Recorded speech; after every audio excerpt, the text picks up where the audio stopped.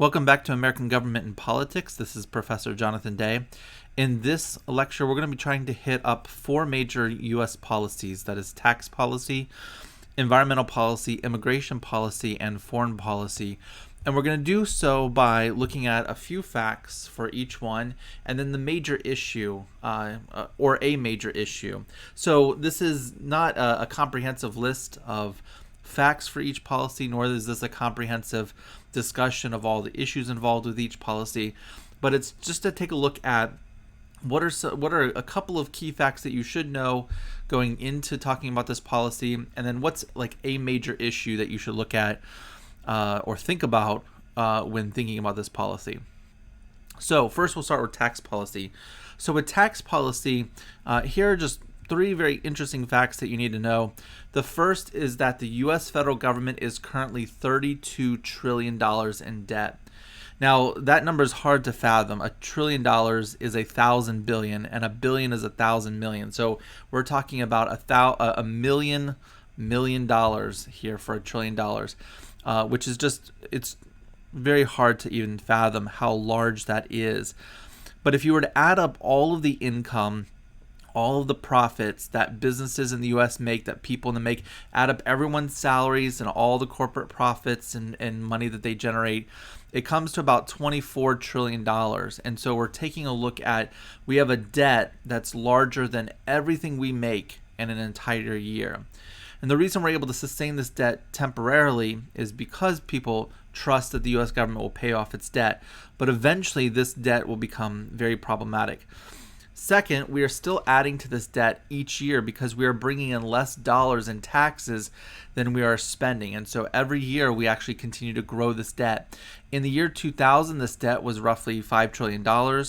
In 2008, it went up to $10 trillion. In 2016, it went up to $20 trillion. And then in 2023, right now, it's at $32 trillion. And so every year for the last 23 years, we've increased our debt, and we still are increasing debt. And in fact, we're increasing it by a lot. And a third fact is that a large percentage of Americans currently pay little to no federal income taxes. Now, they do pay some taxes. Most people do pay some taxes with Social Security tax and stuff like that. But in terms of the net federal income tax, roughly between 28 and 40% of Americans pay no federal income taxes. Okay. So what's the major issue with tax policy? And the major issue is, how do we balance our budget and begin to pay off our debt? Because this debt is not sustainable, right? We can't keep increasing this debt forever because we will run into a situation where we're not able to spend for other things, and it'll be too difficult to maintain the view that we'd be able to pay back this debt. And so this could cause a huge worldwide problem, depression, if our debt gets too large and then people don't believe that we can pay off our debt. So we do not want to tax people too much, because one way to solve this debt is by taxing people more. But the problem is we don't want to tax people too much because that could hurt our economy. And another way to solve this debt would be to spend less money. But we do not want to spend too little that we cannot fulfill our obligations to the people that live here, whether it's through welfare policies, protecting us through the military, or just running the government in general. And so the idea here is, how do we, in fact, we have huge obligations when it comes to Medicare and Medicaid, which is we're subsidizing health insurance and health care for particularly the poor and the older population. And so the question is, how do we begin to balance this budget? And it will take us taxing more and spending less in some way. But the question is, where do we cut? Where do we cut our spending, and where and how do we increase our taxes? Okay, let's take a look at environmental policy. So an interesting fact is that it is a myth that population growth is harmful. So a lot of people sounded this alarm, particularly back in the 70s, that the population is getting too large and that's going to cause food shortages and that's going to cause environmental problems. But with increasing technology, we can provide resources to the growing population. And in fact, what economists have found is that the growing population is necessary for maintaining our standard of living.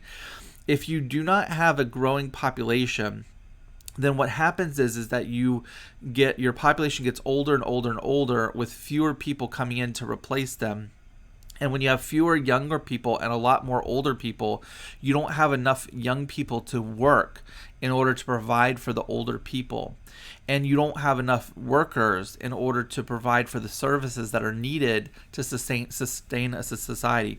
So it is really, really important for countries to grow, not too fast, too quick, but certainly to grow in their population in order to sustain the population in terms of having enough workers, and in order to be able to continue to provide for those who are older.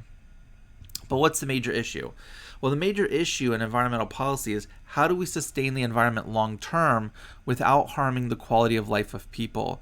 So we want to lower our pollution and emissions, and that's for certain, right? We want to make sure that we are keeping a clean environment, that we don't have dirty water, that we don't have dirty air, and in particular, we don't want too many emissions, which could cause climate crisis and so forth. But we also do not want to harm people economically in the process.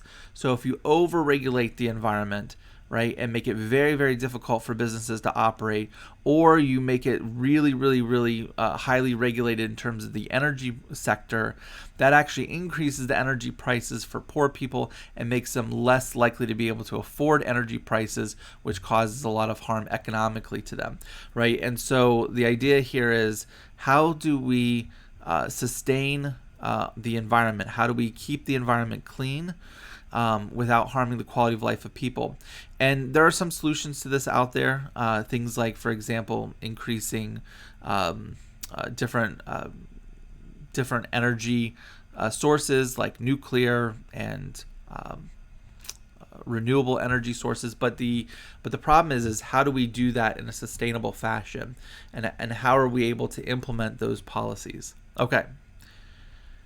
Immigration policy. So here are a few facts. First, each year the U.S. federal government can allow up to 700,000 people to migrate to the United States legally. In fact, the U.S. wants people to come over here through the legal process so that we can have doctors, and we can have engineers, and we can have other sources of labor to help increase our population. So just with the environmental policy, where I talked about how we want to increase our population, immigration is a way for the U.S. to increase its population, right? When we have more people moving into this country, we have more people that can work and sustain the quality of life of the people here. But we also each year have an additional 1 to 2 million people enter the United States outside of the legal process. And along with that, we deport about 250 to 500,000 people from the United States for having come here outside of the legal process. So each year we have 700,000 people moving here legally, which is good because we want to increase our population. We have an additional 1 to 2 million people that enter the United States outside of the legal process, with about up to 500,000 of those people being deported outside of our country because they didn't come through the legal process. And so the major issue is here, how do we balance security and compassion? So we want people to come here because it will provide them a better life. So migrants who come here to the United States generally are coming here to, have a better life economically, or a better life politically, or a better life for religious freedom purposes, right? And additionally, migration to the U.S. helps our country with labor, right? We get skilled labor with doctors and engineers. We get other forms of labor to help with providing resources and food. And so by helping take care of food distribution and production and so forth. And so we have, we want to welcome migrants here.